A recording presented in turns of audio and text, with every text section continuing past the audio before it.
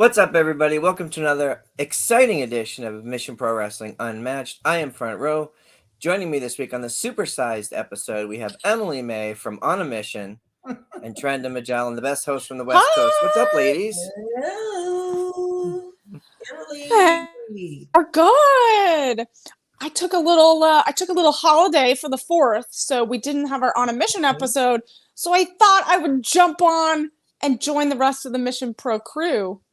Thank you. We this love week's episode of Mission Pro Unmatched. Yes, we always like. I love your earrings, Trent. Thank you.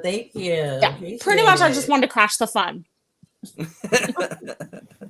Oh, that's awesome. A couple things. Just for the folks watching along, I just want to give a shout out to Walker Stewart from last week's episode. He was awesome, and we're looking forward to having him back on again to talk some more pro wrestling and Mission Pro. But hope everybody liked that. If you didn't catch that interview, go back on our YouTube and check it out from last week. It's a really fun interview and a lot of great insights from the commentary desk. So definitely check that out. Yeah, that was a great show. Sorry, I missed it. Oh, And we missed you. Oh, a lot of people in the chat already. I see Tony Justice is in there, Matthew's in there, Neil, Pound Ward's in there. My goodness, Trenda's in there. Wait a minute. Wait, Trenda, you're doing double duty here. Matthew, hi, Neil. Neil's my #1 fan, so hi, Neil. hey. That's just because Neil's a New Japan guy. Definitely. You guys have a lot in common. Other than that, I don't. Yeah, just Neil. Neil's my one fan. Your #1 fan. One of one. #1.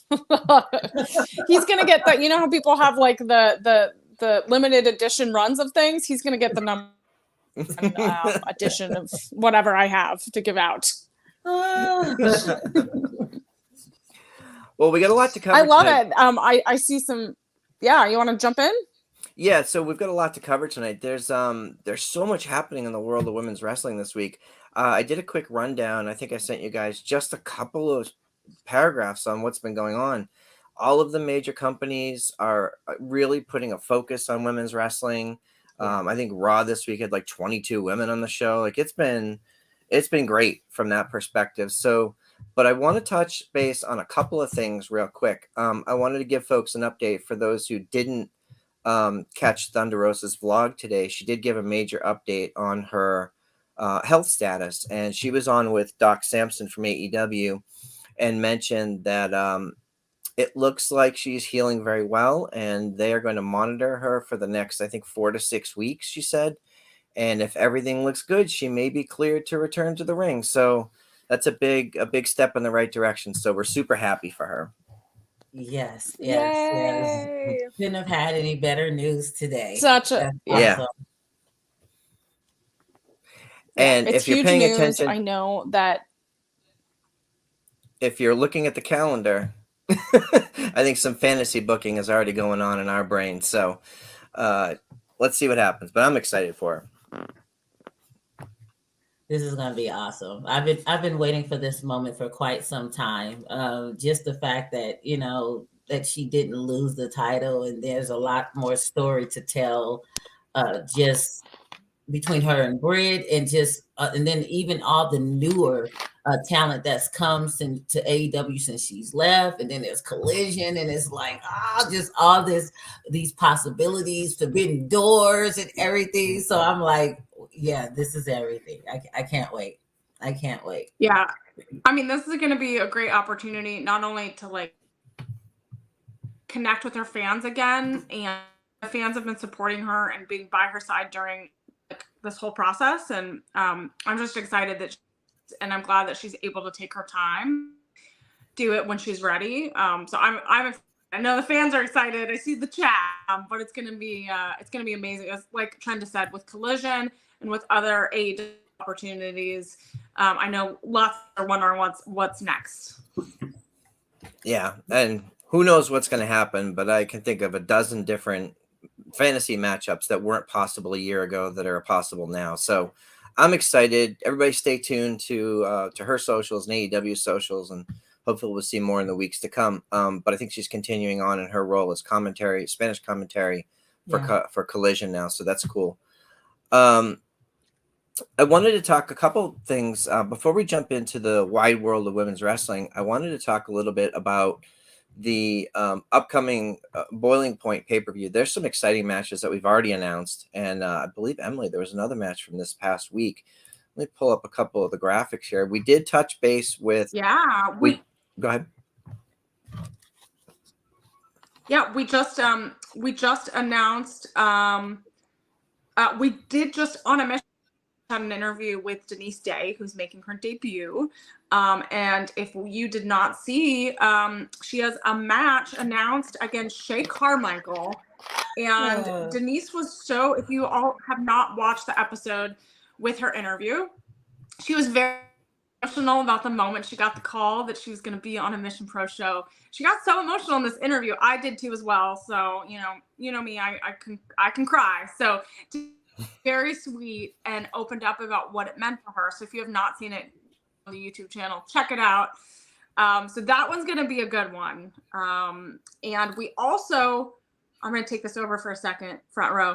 Yep. We also just announced JP, which we've talked about on a mission. We did announce that.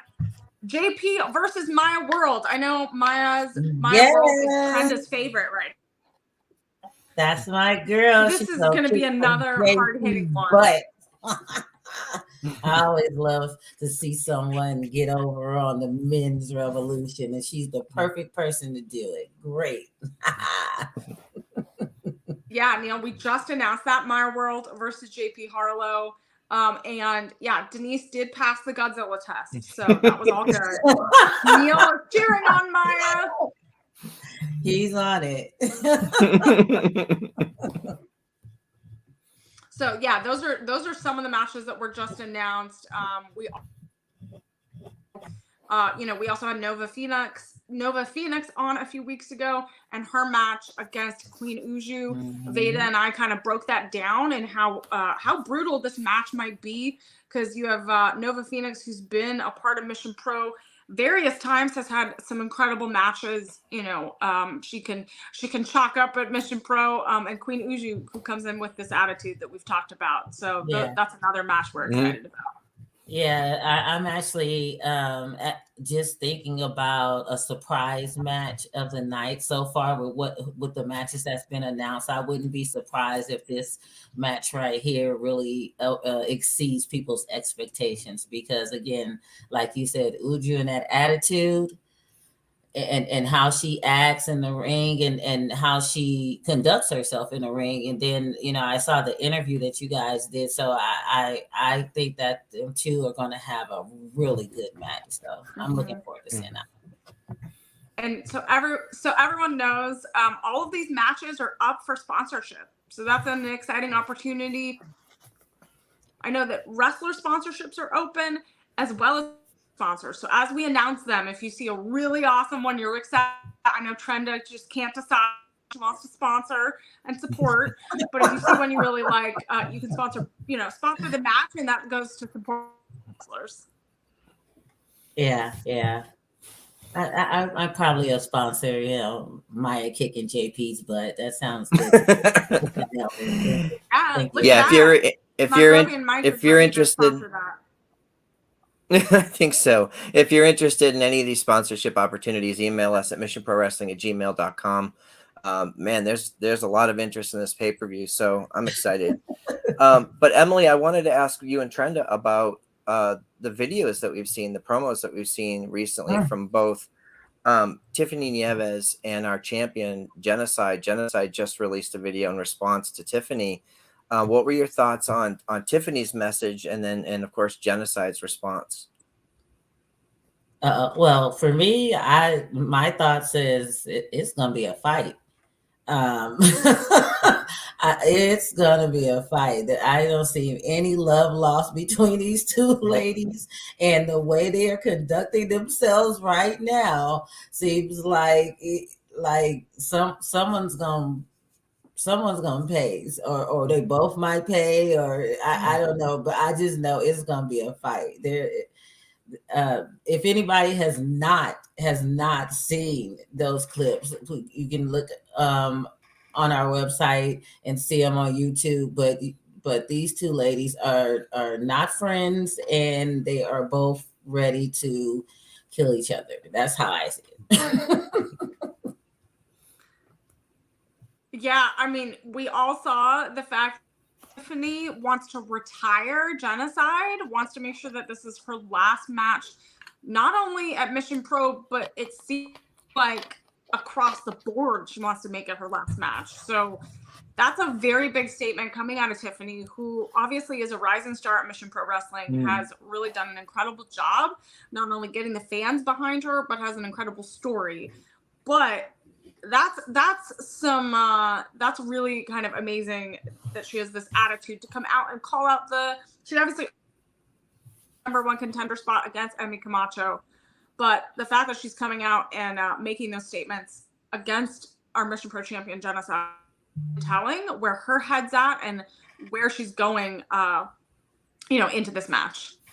Yeah, and I think that's an important point too, because at True Colors, Tiffany in her match with Emmy showed that she's willing to do anything and everything, not only for the #1 contender spot, but when it comes to the title match, I think Genocide's going to have her hands full. So, oh, real quick, I've got to give a shout out. Our first super chat of the night. Thank you, Sam. That's Sam in Cleveland. All right. Genocide all day. Yeah. Giving some love to Genocide. Yeah, and Genocide responded. Obviously, she responded. If you all have not seen it, it's on all of Mission Pro social media. But she responded in a way that champions respond. And she's not going to take that. She's obviously defended women's wrestling overall. She stood up for the women of Mission Pro Wrestling. So, I don't know. This is going to definitely be a battle everyone should watch. Yep, no doubt. There's a few other matches, but I want to hold off on the other ones because we've got some in-depth conversation about that. Specifically, next week I want to talk more about Jasmine Allure versus Izzy. I did see Izzy tweet something earlier today making a statement. So check out Izzy Moreno's Twitter as well as our Twitter. You'll see it on there. Izzy's ready to go. We'll talk about that later. She is ready to go. Yeah. Chat. I see it. All right. Thank you. No gimmicks. The podcast, they're a sponsor as well for many wrestlers and many matches for previous shows. So thank you so much for supporting us. Very, very cool. Thank you. Okay, so let's talk about some of the cool things that are going on. I'm wearing an old school 4 Horsewomen shirt. This shirt came out before any of these women, the 4 Horsewomen, Ronda, Shayna, Jessamine, and Marina were in WWE. This came out on Pro Wrestling Tees a long time ago, right after, I think it was Paul Heyman that actually dubbed them the 4 Horsewomen prior to the 4 Horsewomen of WWE. So right now, Shayna and Ronda are the 2 remaining of the 4 that are in WWE. And on this on the last pay-per-view this last weekend at Money in the Bank, Shayna and Ronda did lose their tag team championships, and Shayna turned on Ronda. This, to me, was the most shocking moment of the night because I really felt like they were building towards a very dominant run. And so I wanted to get your thoughts on that and like, what's next? Emily, what do you think? Okay, this was not on my card for Money in the Bank. I was watching and I thought there was going to be some other turns where someone might each other. I was not thinking this was going to happen. So, I mean, I was shocked this happened. I think this was one of the shocking surprises of the night for Money in the Bank. I don't know what this means because obviously Ronda and Shayna were one of the like dominant tag teams. They really have honestly like changed the tag team division at WWE, and now it's going to be interesting to see what they, maybe there's rumors that Ronda might be doing some other things and taking some time off, so that's why they had to do this. But I don't know. I was very surprised. I thought there would be a longer reign because they're just so dominant and they're kind of that perfect team together. Yeah, I totally agree with everything both of you just said. And the thought, like Front Row, just to kind of finish the thought that you had when, like you said, when they won the titles, it was like, okay, this is the perfect tag team to make these women's titles more prestigious, to bring, some honor to them, I mean, with all the turmoil that really the tag team titles went through with the Sasha and then the and then Naomi, and now it's nothing, and then they were back and then they're gone, and there was supposed to be a tournament and we never saw the tournament. I mean, I remember all of that. I went through all of that torture. Watching and It was a roller coaster. for those, just waiting. Like, what are they going to do with this? So then, I'm not going to say Raquel and Liv are not a great tag team championship pair. However, you just know that looking at Shayna and looking at Ronda together, like them two were like perfect to just run through the division and just make those titles just really prestigious again. Now the Shayna Ronda breakup, that is something I was looking forward to, but way in the future. I was thinking it was gonna come like, next year after, like and I definitely was not expecting it to happen at Money in the Bank. But I don't know. I'm liking what Shayna said. I'm liking her points of view, and sometimes enough is enough, and you just, even if it is in the middle of a title match in front of millions and thousands of people, and could have talked about it in the back alone, but if that's how you want to air out your grievances, I mean, it's sometimes enough is enough. So yeah, so that's I want to ask you about that, because Shayna's promo, like, I've always been a fan of Shayna. I saw a lot of the stuff that she did on the Indies in Japan and PWG and all these different places coming into NXT, and she had a dominant run as an NXT champion. But then she cuts this promo, and I think for years now we've sort of been waiting to see the microphone skills level up to her in-ring skills, because she is a dominant competitor. What she said, like, this promo on Monday Night Raw was so from the heart, and so, like, I completely believe that she's been bottling this stuff up for years. And she even said to Ronda, "You didn't pay your dues. You weren't setting up the ring. You weren't wrestling in front of 30 people like I was. Like, you walked in here and just got a spot." And the argument can be made that Ronda paid her dues outside of WWE. She was the first woman to win a judo medal and a bronze medal in the Olympics. She was a UFC Hall of Famer, like a dominant champion there. So paying her dues outside of pro wrestling is the thing for a lot of people. But I thought that Shayna had a lot of heartfelt comments that I feel like, okay, this is who we've been waiting to see. Yeah.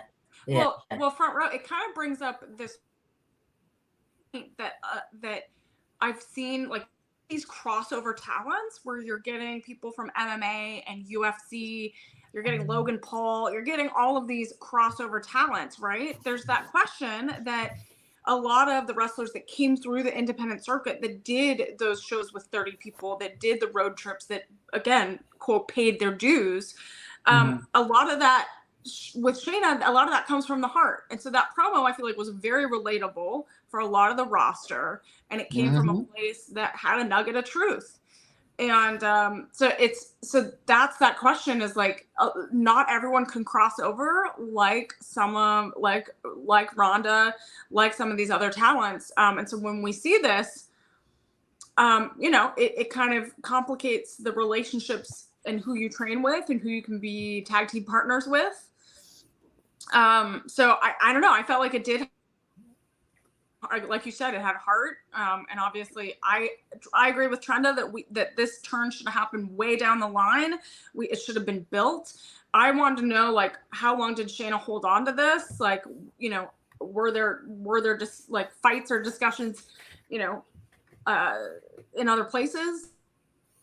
Or did like, she just it felt so soon for me. like I wanted a little bit more just build. explosion at Money in the Bank, like I don't Yeah. know. Yeah. Well, speaking of Money in the Bank and the women's Money in the Bank ladder match, we did see Io Sky get the victory. And every time there's a ladder match, you're always sort of wondering what new and interesting things they can do with ladders. And this women's match just over delivered. They did some really interesting, really creative stuff. Some of the moments were very scary, but I think everybody emerged relatively unscathed. Thank God, But yes. I'm very happy for Io Sky. I am too. Not So only the fact that she won, but how she won. I thought it was very fitting the way that she won that match and just kind of, stepping on Bailey's head and to get up to the top of that ladder. So it was a great match. I really enjoyed the pay-per-view overall, but that match was so great. Yeah. yeah, I mean, it was one of the most. I think it was one of the most entertaining Money in the Bank ladder matches we've seen in a while. I liked the use. There was like that handcuff moment. There was that huge move over the ladder, which I thought she would go the opposite way to get the briefcase, which she obviously went the other way. I was which direction is she going to go? So like there were big moments, really great moments of storytelling where you obviously, we have a favorite of ours that we like to talk about. We had Zoe Stark, a part of the ladder match. She obviously was teaming and had an alliance with Trish Stratus. So that was interesting to see that play out. And big shout out to Zoe. It was incredible to see her on Money in the Bank. She's come so far and is rocking it. So she's amazing to kind of see and have that moment. I was super proud of her. I think I like Io. I was super happy that went for her. But I loved overall the match was like one of my favorites of the night.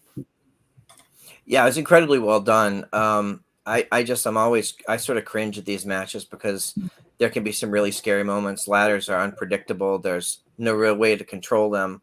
But man, all these women just absolutely killed it. And I honestly did expect there to be some friction between Zoe and Trish, but they worked well in the match. And even on Raw, we saw, Trish come out and have a war of words with Becky Lynch, and Zoe's right there by her side. And what a great spot for Zoe Stark to be in next to a Hall of Famer. Best place. So She is really getting the spotlight. I love this. I love how they're putting her, like you said, to a Hall of Fame or to someone else who's been there, who knows how to make it. And even, Trish with her comment, I think this on Monday, she's like, I'm the best there ever will be. And Zoe might be, as good as me one day due to my tutelage, just really I mean, it was just so hilarious. But she is really putting a great spotlight on Zoe, and Zoe is great. She's great on the mic. She's great in the ring. I mean, I know she's not, going up for a title match anytime soon, but when she does, she has definitely have a supporter in me. Like, I can't wait for her time. yeah, agreed. I mean, what's nice is like she's in a great spot right now because she literally is getting mentored by the best person to be mentored right now. So she literally just gets to ride the wave, put in the work. Obviously, we saw her put in the work for the Money in the Bank match, but just to kind of enjoy really learning Trish and just seeing how this whole thing works, and being on that main stage. So I think it's incredible. We do have to watch out. I think the champions have to watch. Zoe is coming, and I know that it's going to happen soon. Yeah, I can't wait to see Zoe in a WrestleMania match. Let's go. Oh my goodness. So if we were to pick right now, just if we were to pick right now, what champion would she wrestle against? Well, whether she's holding a title or not, I want to see Zoe and Charlotte. All right. Okay. I actually was thinking Rhea. I would love to see Zoe and Rhea. I was thinking Rhea. I was thinking Rhea Ripley too. Yeah. That'd be brutal. Hey. Yeah, that's exactly what I was thinking. Like, whoa, it's gonna be some hard hitting in that match. Yeah. Well, speaking of Rhea Ripley, yeah. Oh, so yeah. I was gonna say the chat's giving Zelina Vega a shout out real quick from the Money in the Bank match. Mongrovian, Mike, and Neil. Yeah, Zelina did a great job as well. Yeah, absolutely. She's amazing. But speaking of Rhea Ripley, Rhea had a match this week against Natalya. Now, Natalya has been around forever. She just received 6 Guinness Book of World Records this last week Wow. for all of her accomplishments in WWE. I think she said on Busted Open this week that last week was her 1514th match or something like that on in WWE. Yeah, something like that. But awesome. Wow. But this match, I think oftentimes she's overlooked because she gets in there and she works with younger talent. When she gets in there with someone like a Rhea or a Charlotte or an Asuka and really goes 100%, then you can see what Natalya is really capable of. And I absolutely love this match. To me, this was the epitome of what women's wrestling should be on the mainstream. Yeah, I think that, you know, Natalia this week showed up and showed everybody that she is still the damn good wrestler that she's always said that she is, that boat title is not just a title, and that she's here to still prove something. Like, you know, she's almost kind of like, to me, you know, she's so good that, you know, they can use her for anything, and they know that. You know what I mean? They can put her in any match or in any place to help a Rhonda when she first comes in, you know, to fight a Rhea. Just I mean, you can, to be a mentor to other people. You can fit her in. She's like a jack of all trades. She knows everything about everything there is in this pro wrestling game, and she's so good at what she does that sometimes we actually forget that she's damn good in the ring too. She just got to have that opponent, because usually they don't put her against. Usually they put her against somebody I feel like she kind of has to work her way down to make them look better, because they want to, you know what I mean, kind of up that person, which doesn't show you the greatness of Natalya. But that match on Monday, oh yeah, you saw the greatness of Natalya. Yeah. So Emily, I want to get your thoughts on something, because a lot of the videos that Natty's been posting and other wrestlers have been posting, people from companies, all the different companies, work with Natty and TJ at the New Heart Dungeon in Florida. Some of those training videos really show you what she's capable of, especially at higher speeds. Have you seen some of these training videos? Yeah, I've seen some of these training videos, and I feel like we have to like all take notes, right? Because I think you're onto something, Trenda. I feel like she's been around so long. She obviously has broken all these records that people, I feel like, still underestimate her. So I think I like seeing these like behind the scenes training videos, because you get to see that she's still in it. She's still doing the work. Yeah. And I think this match this past week was like, got fans like reminded, like, hey, she's still in the game. She's still doing it. And I like Sammy Sam says everybody that is going to the main roster has to go through Natty. And I think that's true. Like, it's kind of rite of passage, right? Obviously Rhea is incredible, and she's gone through this journey as well, but Natty has been there way longer. So see kind of that journey, and to see her still having these moments is important, and she's a legend in women's wrestling. Yeah, Natty's on her y'all must have forgot mode right now, and she's making everybody exactly like, hey, I'm here to remind you. Yeah, y'all must have forgot, and I'm here to help you remember. Did you see the pictures that she posted post match? Do you want to like get in there? You want to get in there and fight it? No, I'm good. I think I'll just watch on TV. That's fine. I was like, do you want to go train with her? Is that what you're saying? You saw those videos. You got to go train. I think I'm fine. No. I'll stay on the ring side. I don't need to be in a ring anytime soon, unless it's setting up the turnbuckles. That's about it. That'll do. Be careful. Tiffany might cut the turnbuckles. I know. Those, those zip ties aren't cheap. I think we better send her a bill. Yeah.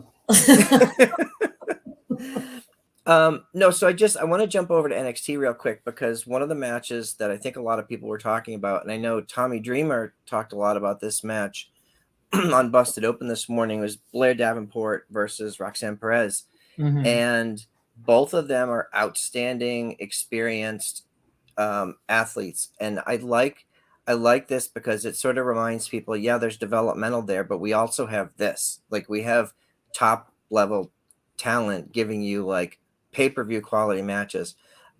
Blair's just recently back. So I'm going to be interested to see where she goes. And I don't know what's going on with Roxanne right now. I would like to see her.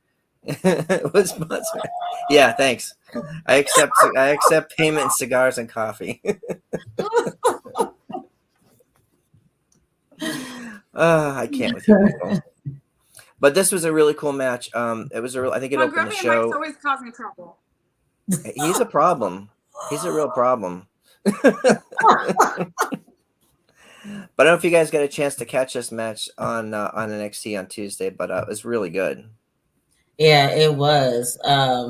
These two women, I really enjoyed watching the match, but I had to say, as a Perez fan, I was a little disappointed with the outcome.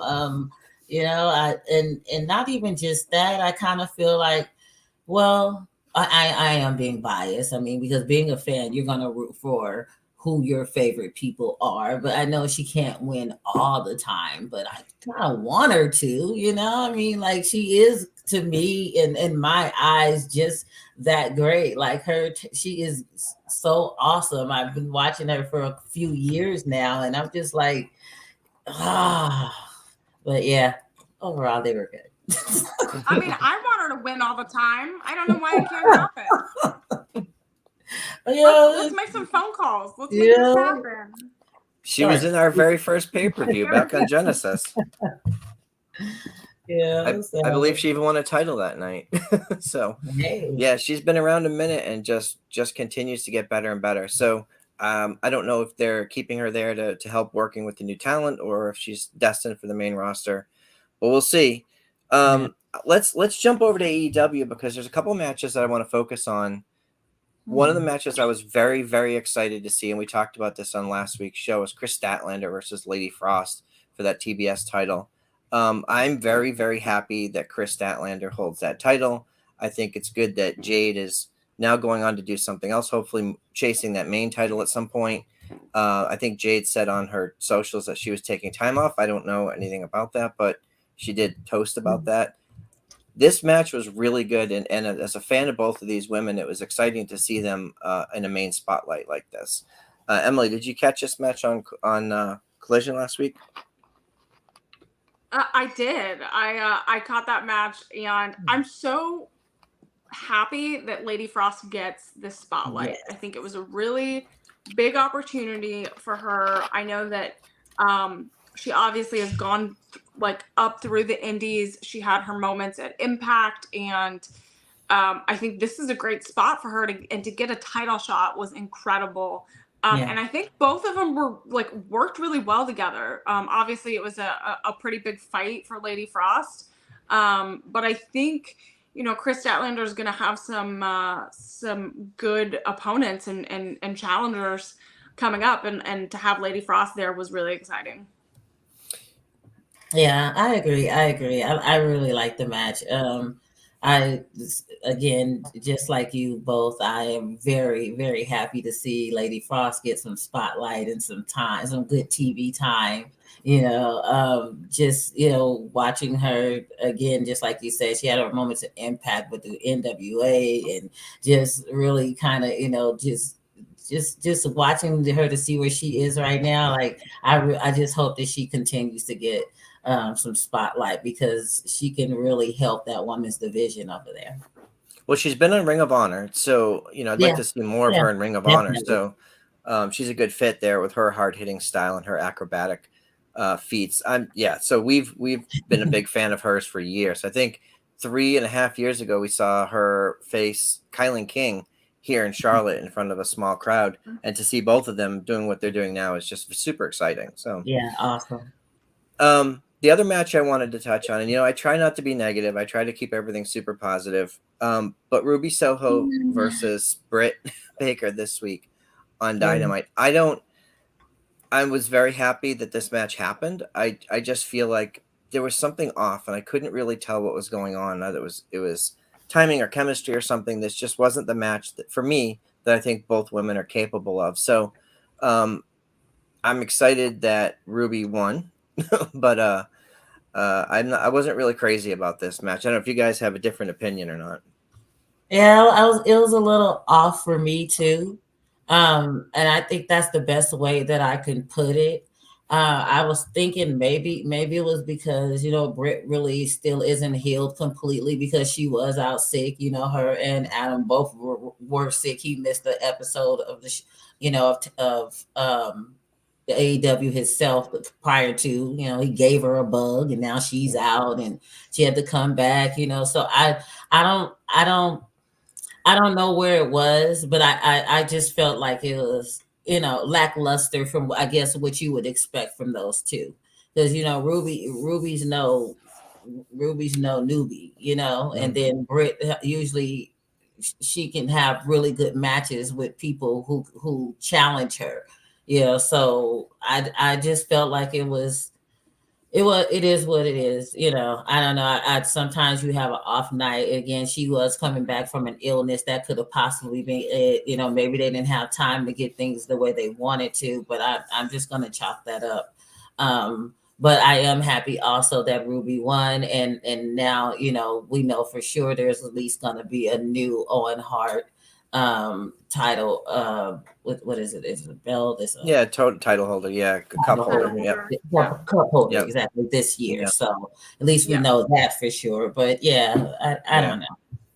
Yeah, I mean, I love this tournament. Like, I think this Owen Hart tournament is always really special. I think we get to see matchups that we don't necessarily need to see, like haven't seen, or matchups that like rematches, right? And so this one, I think lots of people were excited for. So I think the expectations were high.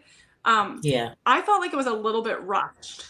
So like, I don't know if that was the issue. I felt like it was rushed, and so the moments that you build into a match weren't quite there. But I feel like there's some rematch potential here where this is maybe building up to a potential bigger pay-per-view moment, things like that. So, but I did see a lot of chatter that it didn't quite click this match. So, which happens, like Trenda, you said, everyone has off nights, you know, no matter what you're doing, right? You know, so it happens. Okay, so the match that I really want to get your thoughts on, Emily, is we have a new New Japan Pro Wrestling Strong Women's Champion.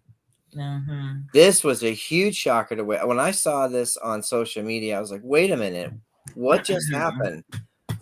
Talk about this match and the outcome with us. Yes. So that's what I was like, I made this note because I wanted to make sure that we talked about it. So as we all know, Willow Nightingale was the first inaugural New Japan Strong Women's Champion. We were going into New Japan Strong Independence Day. There was a 2-night event. This was the first time New Japan Strong United States talent was going to Japan. So this was a really big deal. There was lots of buildup.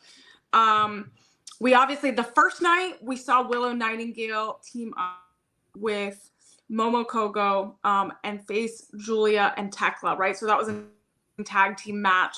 But night 2, Willow Nightingale was also in the ring against future or former Stardom champion Julia. And this is a match, if you all have not seen it, go on New Japan World and watch it. Because if you all don't know who Julia is, you have to go watch her matches. She is incredibly talented, and I'm not saying Willow is not. Willow is an incredible champion, was an incredible champion. And Willow obviously was the first one, right? So this, like, she will forever be the first New Japan Strong Women's Champion. And I was torn watching this because I know Willow, but I also know Julia. And this was a surprise, even for me, that like I'm involved and watched the product and invested. I was very shocked by this, but I am very happy that we get to have this Stardom crossover, and we potentially have this Stardom crossover with AEW still. We can potentially see more Stardom stars come to the United States. Yeah. There were discussions. That was a perfect way to end that. That was a great ending. I love it. I also wanted to say, like, I know I was on a roll. My internet keeps You going. are. I think there are also discussions. I don't know that what would have happened if Mercedes was champion, right? We obviously saw what happened at Resurgence. Yeah. So there is discussion, like, what would have happened? Did Mercedes longer run? Did Willow deserve a longer run? And we have to realize Mercedes lost her title pretty quickly. Her first New Japan title. So I think the opportunity and the thing that we should all focus on is that we get to see women wrestle on an international stage across, and it's touching audiences around the world. And I think that's what's so exciting. And you all need to go watch this match because it's surprising and it's hard hitting. And Willow is so incredibly gracious in the ring. Like, I don't even know how to describe it, that like she takes it and she rolls with it and then she also gives it back. And it's an incredible like back and forth. So you need to watch it. That's all that's my take. Awesome. Yeah, so that brings up a couple of good questions, right? So over on the New Japan Women's title, I think we saw Kyrie only defended it once against Mercedes, right? And lost to Mercedes. Mercedes defends it once and loses, right? So there's not been a lot of, for a title that's been around for coming up on a year, there's not been a lot of title defenses or a lot of focus on it. So personally, I would like to see more of a spotlight and more opportunities on a main stage for that title to make an appearance in a defense. But what I want to ask you guys is, so with this Forbidden Door concept and with the relationship between New Japan and AEW, could we see Julia on an AEW stage, specifically at Wembley? They've sold 75,000 tickets to this show already, and they've scaled it up again. It looks like there's a possibility it could go to a full, 90,000 or whatever, 80-something thousand. Do you think that there's an opportunity for Julia to defend her title on an AEW show, such as All In? Trenda, I'll ask you first. I just automatically figured I'm it was talking Emily enough. type of question. Yeah, definitely. Definitely. Like I was saying earlier, with the Forbidden Door and everything else that we've seen and all the people we've seen come back and forth through it just in the last year and a half. I mean, there's definitely a possibility, and I'm looking forward to seeing who she is and what she's about. Not only that, but I just kind of like how you're saying, with these titles, they're short reigns, and you see that once they're being defended, the title holder is losing them instantly. Like, do you feel like that's gonna make these titles be more distinguished, or build up these titles when, you know what I mean, like it's almost like people are running through it, if that makes sense? Like how like what's the, maybe it's a different frame of thought because it's a different promotion or a different the culture, thank you. But like like how, because for us it's like, okay, Roman Reigns has had this title for 600,000 days, he's the greatest in the world, like, you know what I mean? It's about like that holding it and defending it and showing everybody what you can do. So, but how is that compared to the culture over there when the titles is kind of just flopping?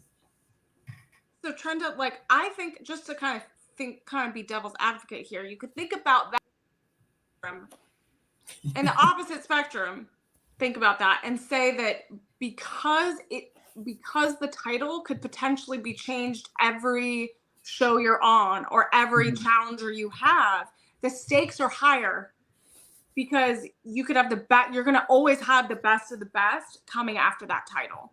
Okay. So I think every champion, we've talked about it all the time, is that every champion has a target on their back.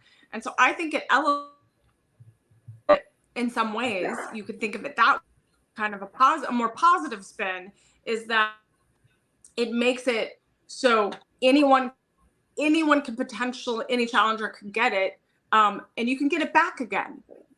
I think that's also something to too is we've had multiple like IWGP champions. They've had the championship multiple times, and so think about it that way as well. Is just because you might lose it doesn't mean you can't gain it again. Yeah, but I want to just add one thing. We talk about building equity in a title, right? Especially where you look at like Seth Rollins is the new world heavyweight champion. So you want to build equity into a new title when you have new titles like the New Japan Women's title and you have the strong women's title. They're new titles. So how do you build up equity in those? I look over at the NWA model where like Nick Aldis held that title for 1,044 days. Like Camille's had her women's title there for over 700 days. I think that establishing your champions and establishing your titles is important. I understand the excitement. It's kind of like what we're used to. That's why I was asking the question. Like, maybe is it a cultural thing? Is it something different? Just, I mean, because don't get me wrong, I love New Japan. I've been watching New Japan men's forever. So but I don't know if this is just. I was just kind of wondering because, like Fumro says, it's something that we're accustomed to. It's something that usually most companies want to do is build stock in that title, not necessarily the champion itself, but the champion and the title works together, but still just build stock in that title. And usually how they do that is by having someone come out and defend and consistently showing that title and winning and showing what they can do with being this champion. So I don't know, it's just.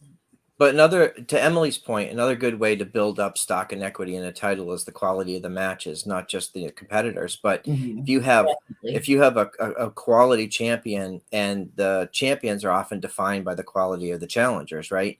Mm-hmm. So if you have look at the people that we're talking about: Kyrie, Mercedes, Willow, Julia. I mean, these are all top performers. So they're building equity in the title just by their name value and skill alone. Exactly. I think that's a good point. And this is a good point. It's actually R.A. Davis. It should be EMJF. It should be MJF. MJF. Oh, killing me. Well, there's a lot of exciting things going on, man. There's too much to cover. We didn't even get a chance to talk Ring of Honor or Impact. We'll probably do some of that next week. I know Trenda, those two shows are close to your heart as well. Yeah. But I don't want to keep you guys too long. Emily, thank you so much for joining us tonight. I know you have a crazy schedule these days. Yeah. No, I'm glad that we got to all three of us together again talking women's wrestling. It's always a pleasure. Yes. Awesome. So where can everybody find you on the socials? Right there. Follow me at Emily May Heller. I'm now on all the million different platforms that you can find people online these days. So look me up, follow me, message me. I'm all over the place. My July is so busy, and August. Just look out for some fun announcements coming soon. So, and follow Mission Pro Wrestling because we have, our show in August and some exciting content coming out. Yeah, no doubt. Trenda? Oh, you can follow me at Trenda Magellan on all socials. Yeah. Nice. You can find me at PW Front Row across all the socials. You can also find me on Saturdays with our Nation's Corner folks. This week will be our 2-year anniversary show, so it's going to be a fun celebration. It's going to be a good show, 7 p.m. on YouTube. Check out our socials for all the details at Nation's Corner and the Nation's Corner across all the socials. Make sure you email us at missionprowrestling@gmail.com for sponsorship opportunities. Get your tickets if you're going to be in the San Antonio area on August 12th. At missionprowrestling.com, and yes, and follow Emily. Well, I meant that was just a sponsor. That was click. Sponsor Emily. Yes, click and subscribe. Make sure you follow us on the socials because we have stuff every week. We have Match Mondays, we have On a Mission Tuesdays, we have Unmatched on Thursdays, and lots of content coming up towards our August 12th pay-per-view. Ladies, thank you so much for joining. Thank you, everybody in the chat. We had a lot of fun tonight. Everybody have a great night. We will see you all next week.